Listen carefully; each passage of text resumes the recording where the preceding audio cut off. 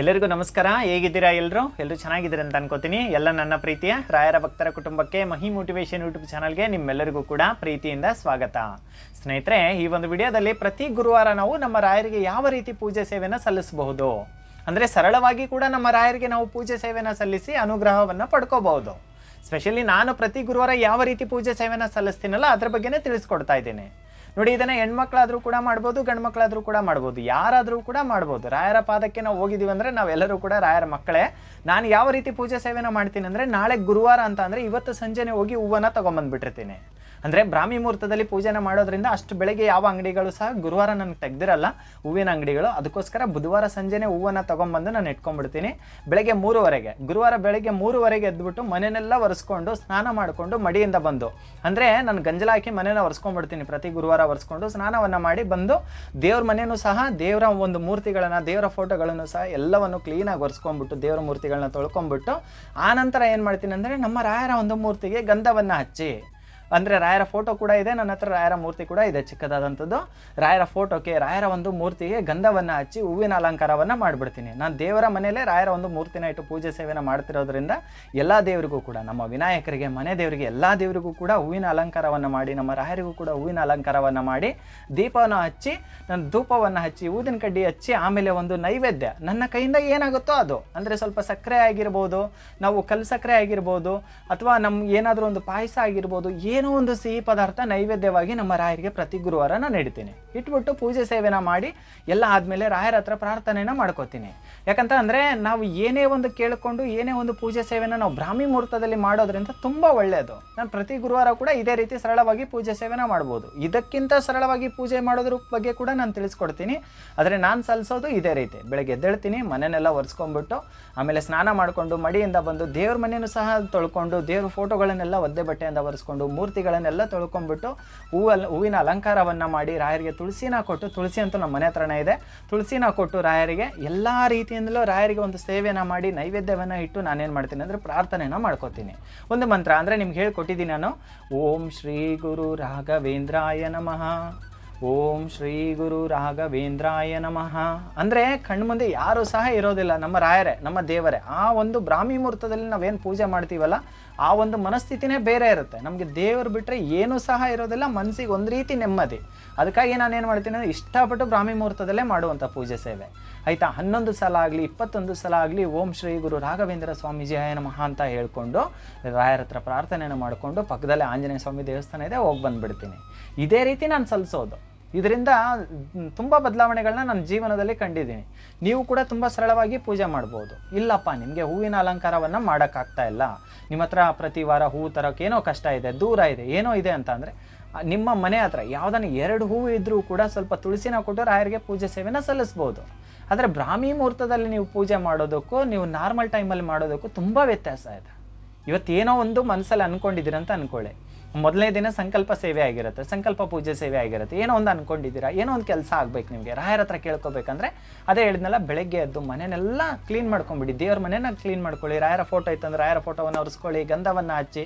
ಯಾಕಂದರೆ ರಾಯರ ಫೋಟೋಗೆ ಅರಿಶಿಣ ಕುಂಕುಮ ಹಚ್ಚೋಂಗಿಲ್ಲ, ನಮ್ಮ ಯತಿಗಳಲ್ವ ನಮ್ಮ ರಾಯರು, ಅವರ ಫೋಟೋಗೆ ಅರಿಶಿಣ ಕುಂಕುಮವನ್ನು ಹಚ್ಚಂಗಿಲ್ಲ, ಗಂಧವನ್ನು ಹಚ್ಚಿ. ಗಂಧವನ್ನು ಹಚ್ಚಿ ರಾಯರಿಗೆ ತುಳಸಿನ ಕೊಟ್ಟು, ಹೂವನ್ನು ಕೊಟ್ಟು, ನಿಮ್ಮ ಹತ್ರ ಏನು ಆಗ್ತಿಲ್ವಾ, ಸರಿ ಊದಿನ ಕಡ್ಡಿನ ಹಚ್ಚಿ, ಊದಿನ ಕಡ್ಡಿನ ಹಚ್ಚಿ ರಾಯರ ಹತ್ರ ಪ್ರಾರ್ಥನೆನ ಮಾಡ್ಕೊಳ್ಳಿ. ರಾಯರೇ ನಿಮಗೆ ಶಕ್ತಿನ ಕೊಡ್ತಾರೆ. ಬರ್ತಾ ಬರ್ತಾ ಪೂಜೆ ಸೇವೆಯಲ್ಲಿ ಬದಲಾವಣೆಗಳನ್ನ ರಾಯರೇ ಮಾಡ್ತಾರೆ. ನಾನು ಇವಾಗ ಇದೇ ರೀತಿ ಸೇವೆನ ಮಾಡ್ತಾ ಇದ್ದೀನಿ, ಮುಂದೆ ಮತ್ತೆ ಬದಲಾವಣೆಗಳನ್ನ ರಾಯರು ತರ್ತಾರೆ. ಆದರೆ ನಾನು ಹೇಳೋದೇನಂತ ಅಂದರೆ, ಬ್ರಾಹ್ಮಿ ಮುಹೂರ್ತದಲ್ಲಿ ಪೂಜೆ ಸೇವೆ ಸಲ್ಲಿಸೋದ್ರಿಂದ ತುಂಬ ಒಳ್ಳೆಯದು. ನಿಮಗೇನೂ ಆಗಿಲ್ಲ ಅಂದರೆ 2 ಹೂವು ತುಳಸಿನ ಇಟ್ಟು ಕೂಡ ರಾಯರಿಗೆ ಪೂಜಿಸ್ಬೋದು. ನಿಮಗೆ ಆಡಂಬರವಾಗಿ ಪೂಜಿಸುವಂಥ ಶಕ್ತಿ ರಾಯರು ಕೊಟ್ಟಿದ್ದಾರೆ ಇವಾಗ ಅಂತಂದರೆ ಆ ರೀತಿ ಕೂಡ ಮಾಡ್ಬೋದು. ಆದರೆ ಮೊದಲನೇದಾಗಿ ರಾಯರು ಇದ್ದಾರೆ ಅನ್ನುವಂಥ ಭಕ್ತಿ ನಮ್ಮಲ್ಲಿ ಇತ್ತಂದರೆ ಖಂಡಿತ ನಾವು ಯಾವ ರೀತಿ ಆದರೂ ಪೂಜೆ ಸೇವೆನ ಸಲ್ಲಿಸ್ಬೋದು. ನಾನು ಮಾಡೋದು ಇದೇ ರೀತಿ. ಹೆಣ್ಮಕ್ಳಾದರೂ ಮಾಡ್ಬೋದು, ಗಂಡು ಮಕ್ಕಳಾದರೂ ಮಾಡ್ಬೋದು. ತುಂಬ ಸರಳ ಅಲ್ವಾ? ಎದ್ದೇಳಬೇಕಾದ್ರೆ ಸ್ವಲ್ಪ ಕಷ್ಟ ಅಂತ ಅನಿಸ್ಬೋದು ಜನಗಳಿಗೆ. ಆದರೆ ನಾನು ಹೇಳೋದೇನಂತ ಅಂದರೆ, ಕಷ್ಟ ಆದರೂ ಪರವಾಗಿಲ್ಲ, ಇಷ್ಟಪಟ್ಟು ರಾಯರ ಸೇವೆನ ಮಾಡಿದರೆ ನಿಮ್ಮ ಇಷ್ಟಾರ್ಥಗಳನ್ನೆಲ್ಲವನ್ನು ಕೂಡ ರಾಯರು ನೆರವೇರಿಸ್ತಾರೆ. ಎಂಥದೇ ಕಷ್ಟ, ಏನೇ ಕಷ್ಟ ಇರಲಿ, ಸಾಲದ ಬಾಧೆ ಅಥವಾ ಏನೇ ನಿಮ್ಮ ಮನಸ್ಸಲ್ಲಿ ನೋವುಗಳಿದೆ, ಏನೋ ಕೋರಿಕೆಗಳಿದೆ, ಕೆಲವರಿಗೆ ಮನೆ ಕಟ್ಟಬೇಕಂತ ಇರುತ್ತೆ, ಇನ್ನು ಕೆಲವರಿಗೆ ಯಾವುದೋ ಒಂದು ರೀತಿಯ ಆಸೆಗಳಿರುತ್ತೆ, ಇಷ್ಟಾರ್ಥಗಳೆಲ್ಲ ನೆರವೇರಬೇಕಂದ್ರೆ ನಮ್ಮ ರಾಯರಿಗೆ ನಾವು ಒಂದು ಸೇವೆನ ಮಾಡಬೇಕು. ಮೊದಲು ಕೂಡ ನಾನು ಭಕ್ತಿಯಿಂದ ಮನಸ್ಸಲ್ಲೇ ಪೂಜಿಸ್ತಾ ಇದ್ದೀನಿ. ರಾಯರಿಗೆ ಯಾಕೆ ನಾವು ಹೂವನ್ನೆಲ್ಲ ಕೊಟ್ಟು, ದೇವರಿಗೆ ಯಾಕೆ ಹೂವನ್ನೆಲ್ಲ ಇಟ್ಟು ಅಲಂಕಾರವನ್ನು ಮಾಡಿ ಪೂಜೆ ಮಾಡಬೇಕು, ಮನಸ್ಸಲ್ಲೇ ನಾನು ಪೂಜಿಸ್ತಾ ಇದ್ದೀನಲ್ಲ, ಸಾಕಲ್ಲ, ಮನಸ್ಸಲ್ಲೇ ಪೂಜಿಸಿದ್ರೆ ಸಾಕಲ್ಲ, ದೇವರಿಗೆ ಭಕ್ತಿ ಇದೆಯಲ್ಲ ನನ್ನ ಮನಸ್ಸಲ್ಲಿ ಅಂತ ನಾನು ಸುಮ್ಮನೆ ಇದ್ದೆ. ಆದರೆ ಕೆಲವು ದಿನಗಳಾದಮೇಲೆ ನನಗನ್ನಿಸ್ತು, ನಾನು ಕೇಳಿದ್ದನ್ನೆಲ್ಲ ನಮ್ಮ ರಾಯರು ನನಗೆ ಕೊಡ್ತಾ ಇರಬೇಕಾದ್ರೆ ನಾನು ಏನೋ ಒಂದು ಸೇವೆನ ಮಾಡಬೇಕಲ್ವಾ. ರಾಯರೆಲ್ಲನೂ ಕೊಡ್ತಾ ಇದ್ದಾರೆ, ಏನೋ ಒಂದು ಕೇಳಿದ ತಕ್ಷಣ ಕೊಡ್ತಾ ಇದ್ದಾರೆ ಅಂತ ತಕ್ಷಣ ನಾನು ಮನಸ್ಸಲ್ಲೇ ಪೂಜಿಸ್ತಾ ಇದ್ದೀನಿ ಅಂತ ಸುಮ್ಮನೆ ಇರೋದು ಎಲ್ಲ ಒಂದು ಕಡೆ ತಪ್ಪು ಅಂತ ಅನ್ನಿಸ್ತು. ಮನಸ್ಸಲ್ಲಿ ಭಕ್ತಿ ಇದೆ, ಆದರೆ ಒಂದು ಸೇವೆ ಅನ್ನೋದನ್ನು ಮಾಡಬೇಕಲ್ವಾ. ಕೆಲವು ದಿನ ರಾಯರ ಮಠಗಳಿಗೆ ಹೋಗುವಂಥ ರೂಢಿನ ಮಾಡಿಕೊಂಡೆ, ಆಮೇಲೆ ರಾಯರನ್ನ ಪೂಜಿಸುವಂಥ ರೂಢಿನ ಮಾಡಿಕೊಂಡೆ. ಆಮೇಲೆ ತುಳಸಿನ ರಾಯರಿಗೆ ಕೊಡೋದ್ರಿಂದ ತುಂಬಾ ಒಳ್ಳೆಯದು ಅಂತ ನನ್ನ ಮನಸ್ಸಿಗೆ ಬಂತು, ತುಂಬಾ ಒಳ್ಳೇದಂತ ಕೂಡ ಗೊತ್ತಾಯಿತು. ತುಳಸಿನ ಹೂವನ್ನು ಕೊಟ್ಟು ಪೂಜೆ ಸೇವೆನ ಮಾಡ್ತಾ ಬಂದೆ. ಮನಸ್ಸಿಗೆ ಒಂದು ರೀತಿ ನೆಮ್ಮದಿ. ಅಲ್ಲಿಂದ ಲೈಫಲ್ಲಿ ತುಂಬ ಸಕ್ಸಸ್ನ ನೋಡ್ಬೋದು. ರಾಯರ ಪಾದವನ್ನು ಹಿಡಿದವರು ಖಂಡಿತ ಸಕ್ಸಸ್ನ ನೋಡ್ಬೋದು. ಅದಕ್ಕಾಗಿ ನಾನು ಯಾವ ರೀತಿ ಸಲ್ಲಿಸ್ತೀನಲ್ಲ ಅದ್ರ ಬಗ್ಗೆನೇ ನಿಮ್ಮೆಲ್ಲರಿಗೂ ಕೂಡ ತಿಳಿಸ್ಕೊಟ್ಟಿದ್ದೀನಿ. ಸಾಧ್ಯವಾದರೆ ಪ್ರತಿ ಗುರುವಾರ ಈ ರೀತಿ ಪೂಜೆ ಸೇವೆನ ಮಾಡ್ತಾ ಬನ್ನಿ. ಯಾರೇ ಆಗಲಿ ಮಾಡಿ, ರಾಯರಿಗೆ ಯಾವುದೇ ರೀತಿ ಜಾತಿ ಭೇದ ಭಾವ ಇಲ್ಲ. ತುಂಬ ವಿಡಿಯೋದಲ್ಲಿ ಹೇಳಿದ್ದೀನಿ, ಯಾರೇ ಆಗಲಿ ಕಷ್ಟದಲ್ಲಿರೋರು ರಾಯರ ಸೇವೆನ ಮಾಡ್ತಾ ಬನ್ನಿ. ರಾಯರ ಒಂದು ಅದ್ಭುತವಾದ ಪವಾಡಗಳು ಇತ್ತೀಚೆಗೆ ಇನ್ನೂ ಜಾಸ್ತಿ ಆಗಿದೆ. ರಾಯರನ್ನ ನಂಬುವಂಥ ಭಕ್ತಾದಿಗಳ ಸಂಖ್ಯೆ ದಿನದಿಂದ ದಿನಕ್ಕೆ ಹೆಚ್ಚಾಗ್ತಾ ಇದೆ. ಯಾಕಂದರೆ ತಾಯಿಯ ಪ್ರೀತಿಯನ್ನು ರಾಯರು ತೋರಿಸ್ತಾರೆ.